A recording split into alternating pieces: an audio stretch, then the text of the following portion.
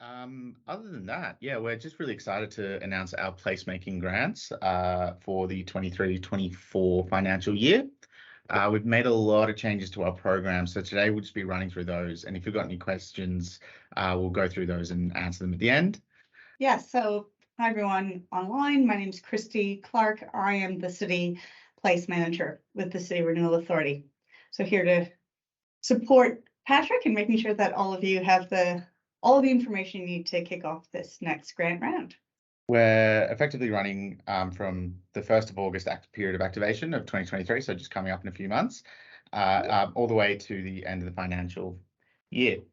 A few of the changes that we've made, and we'll just cover off what we're talking about today, really starts with our application process, the actual criteria that we're looking for this year, as well as some of the eligibility items. And we've done that to make it easier for applicants to pitch their ideas like on a really low scale. Yeah, we're looking for a range of categories of grants rather than just a broad category this time. And that's because we've gotten a lot of feedback in the past where people aren't exactly sure what they should be pitching, how we assess it, and we've provided a lot of clarity based on that feedback, as well as consultation with national bodies, as well as different local organisations. The program is funded through a thing called the CCMIL, which is the City Centre Marketing and Improvements Levy. So effectively, all the building owners pitch in money to try and have an outcome that improves the city centre beyond what the government is just capable of with its own budgets. And that's where the grants program was born. That's just something to keep in mind as you're kind of moving through the process, that there is, I guess, a commercial aspect to this, and that commercial aspect is that we want to improve our city, make it better for people, attract more people, and that's really the core of it. Christy, would you like to talk about placemaking? Yeah, definitely. And just one more thing about that in terms of, because we do get a few questions around, which we'll go into further around the actual geographical zones, precincts in which these grants are applied to. It's directly linked to the funding that comes through this CCMIL levy. So that's why we're marrying it up in that way. And that's often where a few questions come up. So we will talk you through that. But most importantly, these are the placemaking grants through the City Renewal Authority. So what we really want to focus on and what placemaking is looking at it from the lens of trying to make our city spaces as welcoming and functional for the people that inhabit them. So we're really looking at that people-led, people-first idea in terms of whatever it is we're bringing into these precincts within our city. So that's really the lens that we're asking all of the applicants to really come from in whichever category they're choosing to apply within. So this whole idea of placemaking is that all of the multiple different activations, assets, resources, art pieces, everything that's in the public realm acts together to improve the well-being, the safety, the overall appeal to our city. And then what happens is people want to spend more time in those spaces. It creates a sense of belonging, and then it starts to create that habitual visitation. And this is why it's so important in terms of link to the whole concept of renewal, is a lot of changing perceptions through placemaking. So we want to make sure that we are supporting all of the grants that come through will have that impact in making our city a more attractive and comfortable place for people to visit, and do it not just the one time when something is happening, but it creates that habitual visitation. Fantastic. Thanks, Christy. So just really quickly touching on timelines, pitches are now open. The pitches close on the 22nd of May, so you've got until then to get your idea in. There is a workshop next week, but we'll talk more on that at the end. And then there's the full application process, which we'll go through in a second. So as a quick summary on the left, I'd encourage you to read this if you're curious about how you get to funding a grant. This will also help you understand the timeframes you need to be considering if you are successful in your application. But as a quick process is, applicants, we ask you to review these guidelines that you're looking at now. Contact us. Our email is in here, as well as other forms of contacts and the workshop, as I've mentioned. Then you provide your pitch, and through that and if you are successful in that pitch, we'll reach out to you and offer and ask you to apply.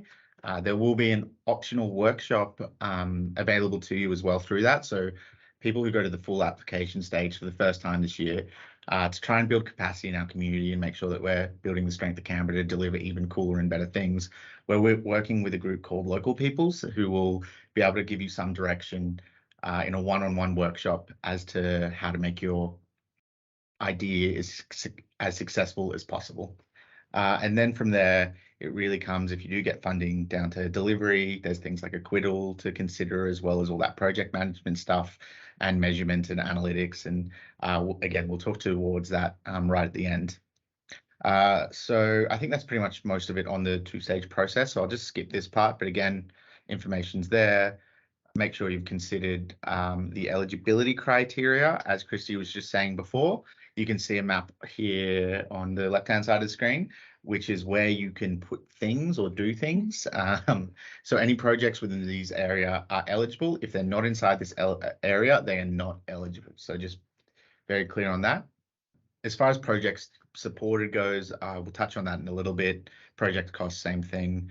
But yeah, just making sure that you have like an ABN or you're an Australian resident, you can hold public liability. You don't need to have it for the pitch or the application, but you need to have a quote so you understand that you consider that and you understand the costs and the risks associated.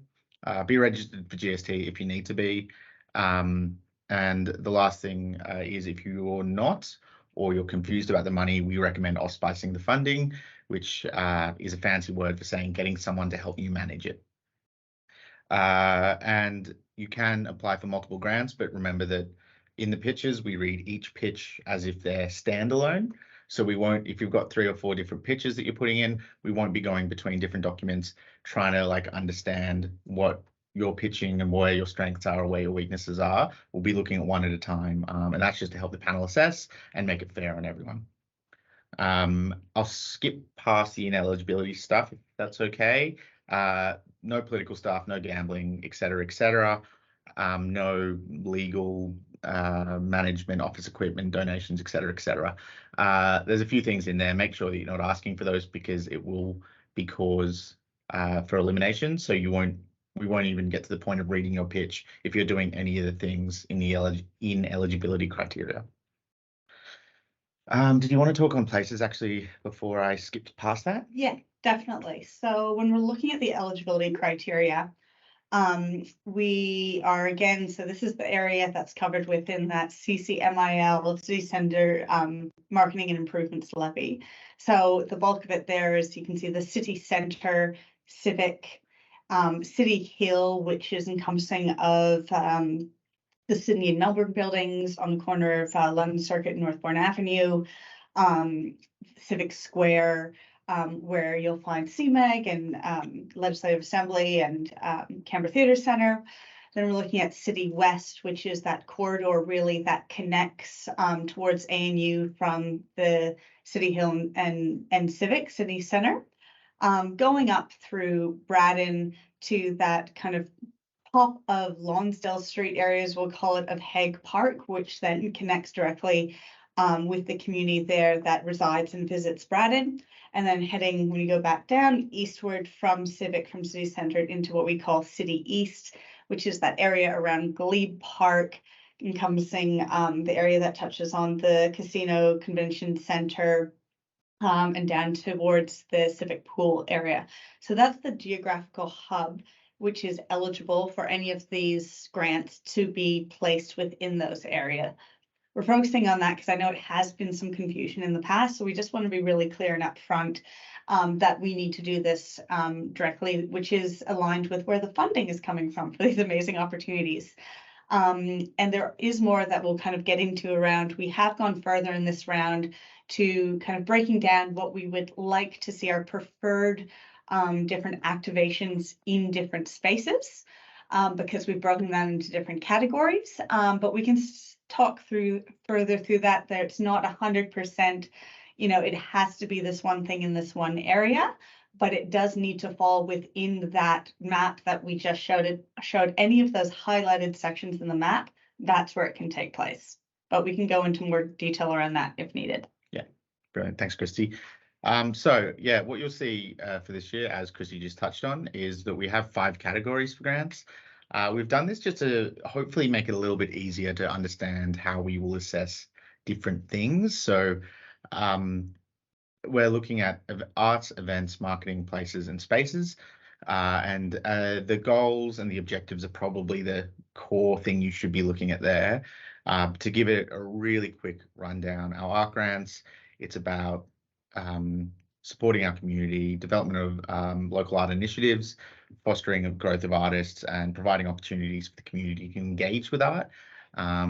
So that is really looking at what is that community outward facing project. So it's not necessarily eligible for things like artistic development as a whole, like if you've got a private practice, but it is available for, say, community engaging art projects, like whether that's mural, sculptural, or digital, or anything else really. And as Chrissy said before, just going on our understanding of those locations you just described, we know Braddon loves its art. We know the whole city loves art, but we, understand that there's a big focus there. So encourage that. For events, it's really, activating public spaces, bringing people into the city centre, very aligned with what we do, and complements the work that Dionysus do for the City Renewal Authority as well. So we're really looking at ways that we can just celebrate like our city centre. We're looking for public events. One of the few changes we've made to our grants process and how we fund things is we've delineated the difference between sponsorships and grants. There'll be more information on our website on sponsorship in the next couple of months as we move through this process. But effectively what that means is it primarily just has to be either free or near free or accessible to the community. We're not looking for events at this stage that are, there to make large amounts of profit or have a high ticket price that isn't accessible to people visiting the city or exclusive in any way.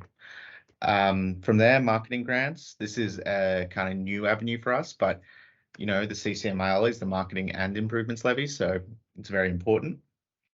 So we're looking to increase awareness of the precinct and those places within that precinct.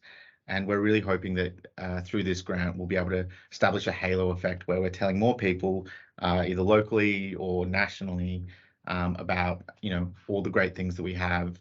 And we're looking to just promote it as a destination for tourists. So whether that's people specifically coming to Canberra for whatever the activity is, or whether it's looking at a national audience, and if they're already coming to Canberra, like building our places into their itinerary. Next one up is, sorry, did you want to touch on that? Cool. Yeah, good. Next one up is the Place Grant, which is this is really about the built form effectively. So this can be anything. It can be, gardens, it can be furniture, it can be, installations, it can be little bits of architecture, as long as it fits within budget. Yeah, we're really excited about this one because it provides an opportunity for people probably at the start of their architectural or engineering based careers, or a group or a consortium to activate the street in a meaningful way. It's probably the one that, to my mind, carries the highest amount of risk, because whoever's delivering it needs to understand those risks, understand what it is to build in the public realm, the safety risks, and if you are successful, it means you are taking on those risks. So just want to be careful with, but also really exciting and offers a lot of opportunity. And then the last one, Space Grant.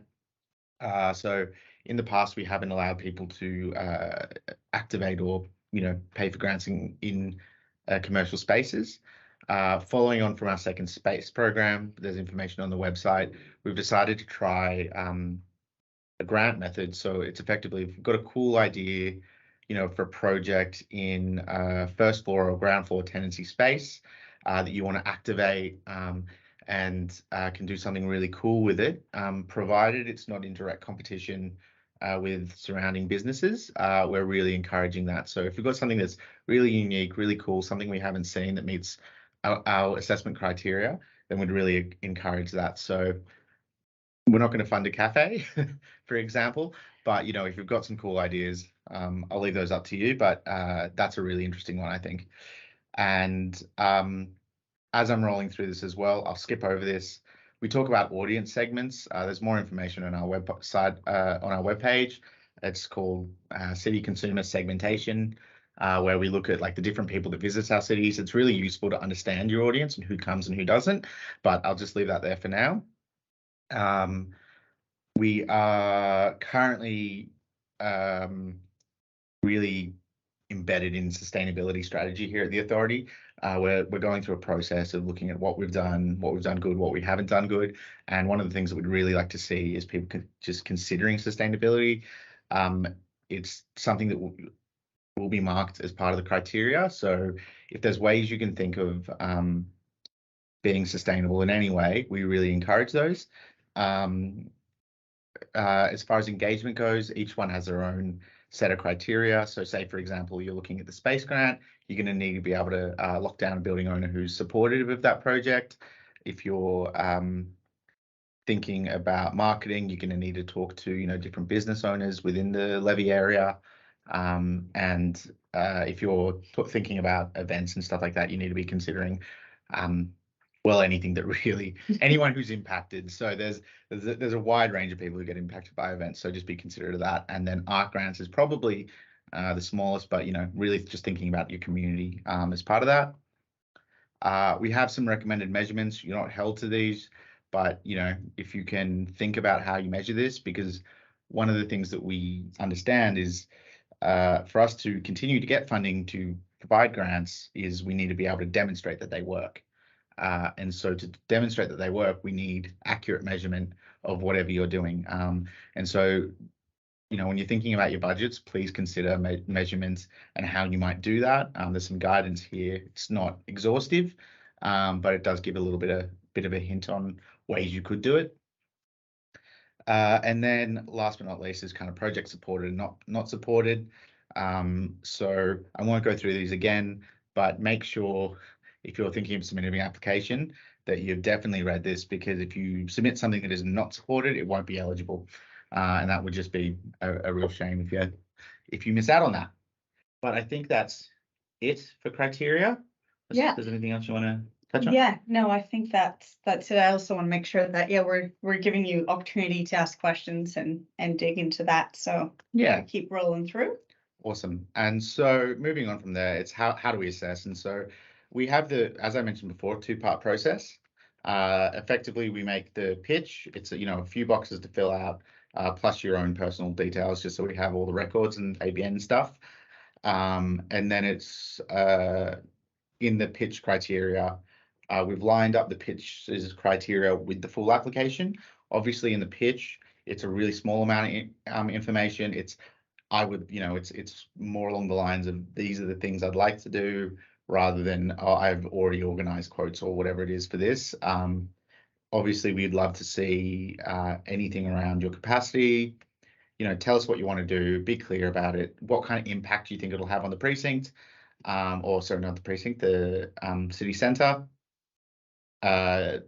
Just give us some indication of what you think it'll cost and your ability to manage those funds. And then it comes down to capacity and experience. So if you've got any background information about yourself, whether that's through websites or you want to describe it or socials, et cetera, you can provide that. And then sustainability. And the last one is diversity and inclusion. So yeah, I think that's pretty much it. It's all there. If you're thinking about those as you're writing your application, you'll strengthen it. And again, there is a workshop on next Friday. If you can attend, that we'll provide additional guidance on that. But for now, we'll just leave it there. And then here's some information on our assessment process. Effectively, we work with a lot of people across the government, as well as externals. So we have levy payers, so people who are part of a committee that manage those funds, as well as partners. So whether that's Events ACT or Arts ACT or Access Canberra or TCCS or whoever else is the most relevant body, we ask them to provide input into the assessment, so we know that we're getting an accurate assessment of what you're pitching and what is possible. And yeah, and we can support the best ideas going forward. When it comes to applications, we do it through Smarty Grants, although if you do need support, we're here for you. Access Canberra is able to provide support and translation services.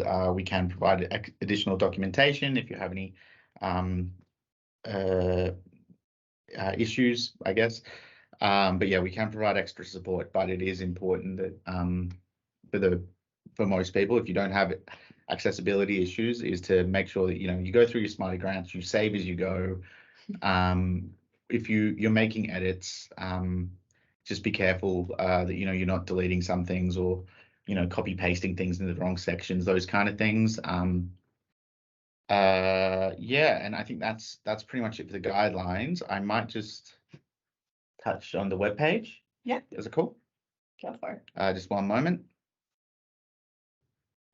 On our web page, we have heaps of resources that will kind of help you get through this. So you've seen the guidelines now. There's that map again. Talks about our goals and outcomes that Christy touched on. Really high level overview of the grant categories, how to apply.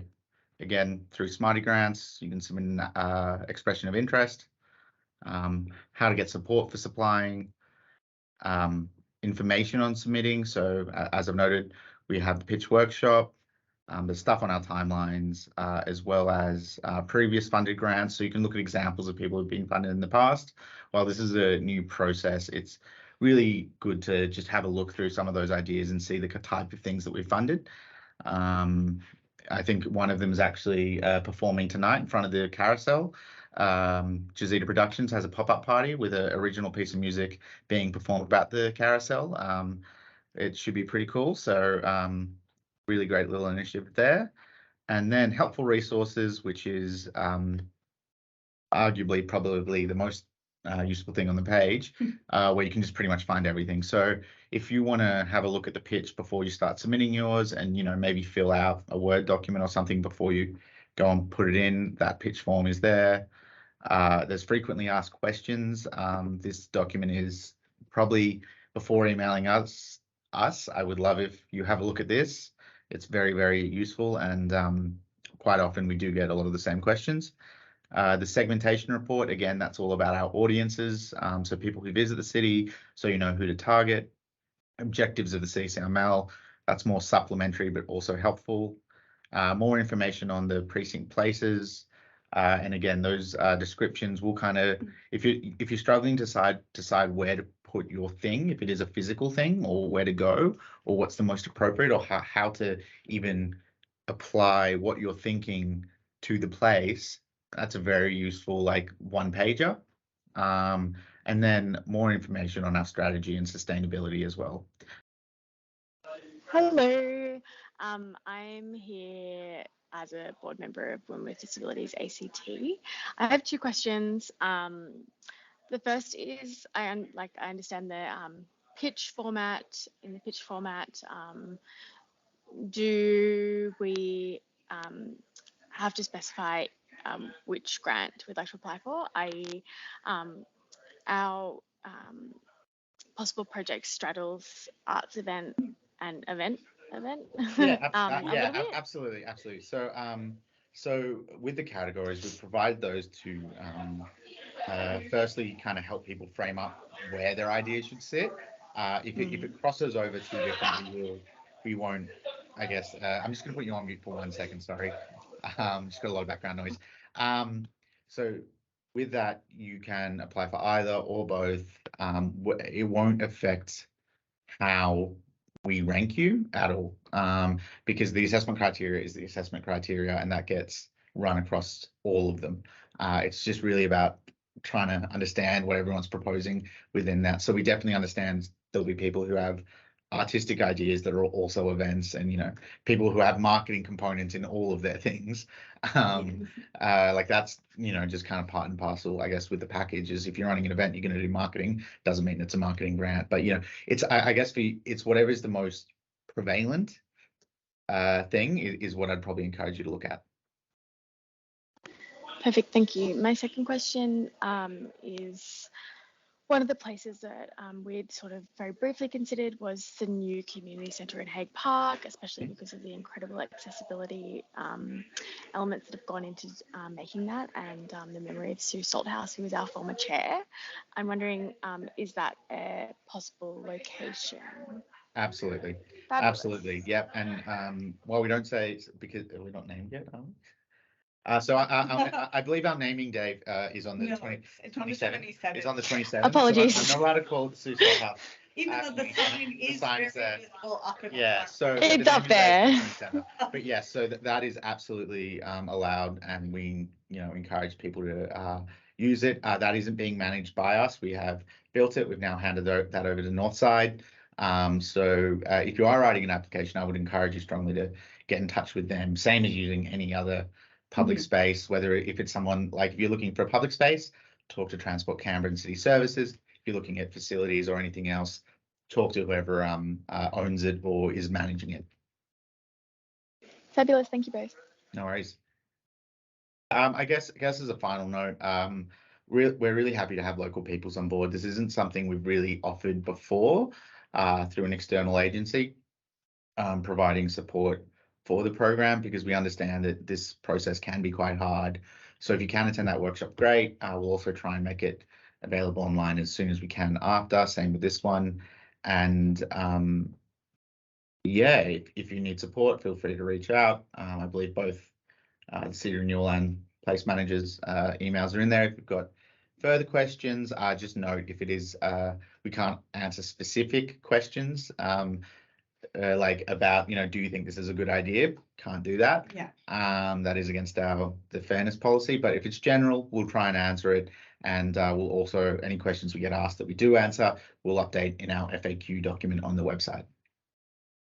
Fantastic. Just for clarification, Pat, where is so under, if you'd like to attend that pitch workshop, it's under the Submission information on the homepage of the grants and website. It's also on Facebook and in helpful links. So there's a few different ways to get to that. And that is in person next Friday. Yeah, so that's an in-person workshop. So we're doing it in person because we found that they seem to be the most valuable to people. So, and we do find, especially here, we know it's often awkward to be asking questions online. So that's a really good opportunity for it to be a little bit more interactive and collaborative as we go through this space to support you. Awesome. Okay, well, I think I'll wrap it up there. Thank you so much to everyone that attended. Again, if you've got any questions, feel free to send them through to cityrenewal@act.gov.au, and we'll get back to those as quickly as we can. Thank you.